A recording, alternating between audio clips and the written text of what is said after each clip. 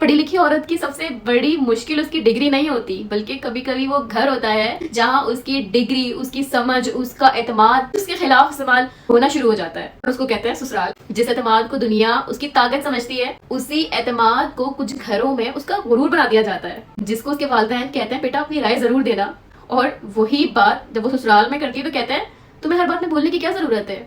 और यहाँ से एक औरत की असल जंग शुरू होती है, बाहर की दुनिया से नहीं, अपने ही घर से। जरा एक लड़की का तसव्वुर करें, सोचें कि उसके वालिदैन ने उसे पढ़ाया, उसकी फीस दी, उसे कहा कि अपने पैरों पे खड़ी होना, अपने हुकूक समझना, किसी के सामने अपनी बात रखने से डरना नहीं। उसने सालों मेहनत की डिग्री हासिल की, अपनी शख्सियत, उसे सिखाया गया कि तुम्हारी भी एक आवाज है। फिर उसकी शादी हो गई, और शादी के बाद पहली बार जब उसने अपनी राय दी तो उसे कहा गया कि बहुत ज्यादा पढ़ लिख गई हो, बेवकूफ हो। और जब उसने पहली दफा कोई सवाल किया तो कहा गया कि बहू को इतने सवाल नहीं करने चाहिए। जब उसने अपनी हक की बात की तो कहा गया कि तुम्हें किसने इतना खुद मुख्तार बना दी। और जब उसने अपने हक के लिए कुछ कहा तो कहा गया कि आजकल की लड़कियों को तो बर्दाश्त ही नहीं। फिर वो खामोश हो गई, और जब वो खामोश हो गई तो ये समझा गया कि वो रजामंद हो गई। लेकिन खामोशी का मतलब हमेशा रजामंदी नहीं होता। कभी कभी खामोशी का मतलब होता है कि मैं थक गई हूँ समझाते समझाते, मैं हर बात पे लड़ना नहीं चाहती, मैं अपने ही घर में अपने आप को अजनबी महसूस करना नहीं चाहती।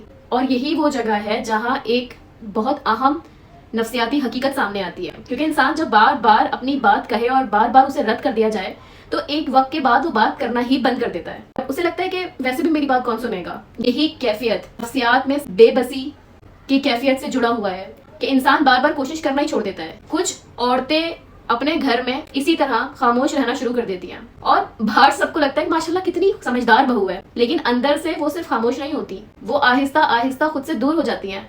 और एक और दिलचस्प बात यह है, जो कि एक नफ्सियाती हकीकत है, जब इंसान एक ऐसे माहौल में रहता है जहाँ उसकी हर बात को गलत समझा जाता है तो वो अपने फैसलों पर भी शक करना शुरू कर देता है। शायद वाकई में मैं गलत हूँ, शायद मैं वाकई ज्यादा सोच रही हूँ, शायद मुझे वाकई इतना बुरा नहीं मानना चाहिए था, शायद मुझे वाकई खामोश रहना चाहिए था। और फिर एक दिन वो दूसरों से इजाजत नहीं मांग रही होती, फिर वो अपने एहसासात पर भी इजाजत मांग रही होती है। ये बहुत खतरनाक जगह है, क्योंकि इंसान अपनी ही फीलिंग्स पर भरोसा करना छोड़ देता है और दूसरों के ओपिनियन उसकी जिंदगी का कंपलसरी बन जाते हैं। लेकिन यहाँ एक बात बहुत वाज़ेह है, हर शौहर बुरा नहीं होता, हर ससुराल जालिम नहीं होता, और हर इख्तिलाफ जुल्म नहीं होता। ये बात भी इतनी ही ज़रूरी है। मसला इज्जत और इख्तियार के गलत तवाज़ुन का है।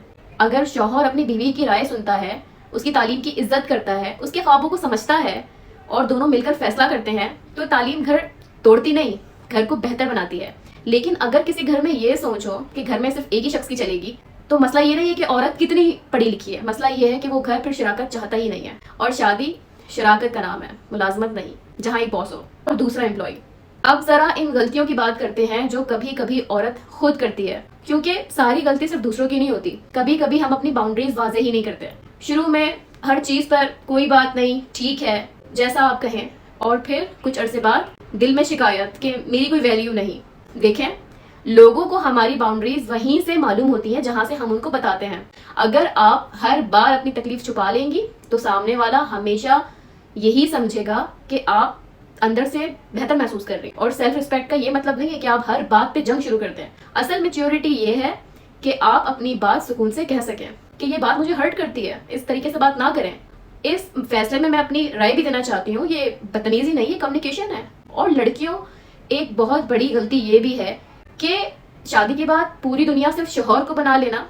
शौहर ज़रूरी है और मोहब्बत ज़रूरी है, रिश्ता ज़रूरी है, लेकिन ये मत भूलो कि आप खुद भी ज़रूरी हो। अपनी पढ़ाई, अपनी स्किल्स, अपनी पर्सनैलिटी, अपनी सेहत, अपनी गोल्स, अपने दोस्त, अपनी दिलचस्पियाँ, ये सब ख़त्म ना करें। क्योंकि अगर आप पूरी आइडेंटिटी अपनी एक इंसान के साथ अटैच कर देंगी, फिर आपकी अपनी कोई वैल्यू नहीं रहेगी। क्योंकि जब वो खुश होगा तो आप खुश होंगी, जब वो नाराज़ होगा तो आप नाराज़ होगी।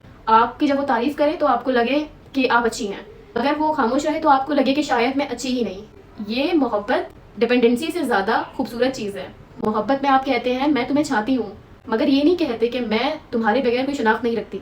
और शादी के बाद एक और चीज़ ज़रूर डिस्कस होनी चाहिए, सिर्फ ये नहीं कि बस हाँ कर दी और कहाँ होगी और फर्नीचर कैसा होगा और कपड़े कैसे होंगे, हनीमून कैसा होगा। ये भी पूछो कि शादी के बाद मैं अपनी एजुकेशन कंटिन्यू करूँगी, मेरी करियर के बारे में क्या सोच है, घर के फैसले कैसे होंगे, फाइनेंशियल रिस्पॉन्सिबिलिटीज कैसे होंगी, मेरी बाउंड्रीज क्या होंगी, फैमिली बाउंड्रीज क्या होंगी। शादी से पहले सिर्फ इतना काफ़ी नहीं, آپ کو یہ بھی دیکھنا ہے کہ سامنے والا اختلاف کے وقت کیسا انسان بنتا ہے، کیونکہ خوشی میں تو سب اچھے ہی ہوتے ہیں.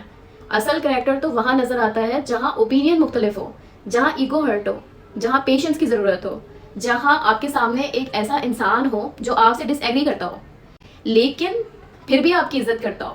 یہ پرفیکٹ کمپیٹیبلٹی ہے. اور والدین سے بھی ایک بات بہت محبت سے، اگر آپ اپنی بیٹی کو تعلیم دیتے ہیں، اسے کانفیڈنس دیتے ہیں، اسے اس کے حقوق سمجھاتے ہیں، تو شادی کے بعد بھی اسے یہ توقع مت رکھیں کہ وہ اپنی پرسنالٹی انسٹال کر دے گی. مبارک ہو بیٹا، شادی ہو گئی، اب اپنی ڈگری کا پاسورڈ بھول جاؤ. اگر آپ نے اسے اوڑھنا سکھایا ہے تو اس کے لیے ایک ایسا گھر تلاش کریں جہاں اس کے پر کاٹنے کی کوشش نہ کی جائے. اور پرواز سکھا کر پر کاٹ دینا، یہ انصاف تو نہیں. آج کی لڑکیاں ظلم اور ناانصافی کو ہر حال میں برداشت کرنے کے لیے تیار نہیں.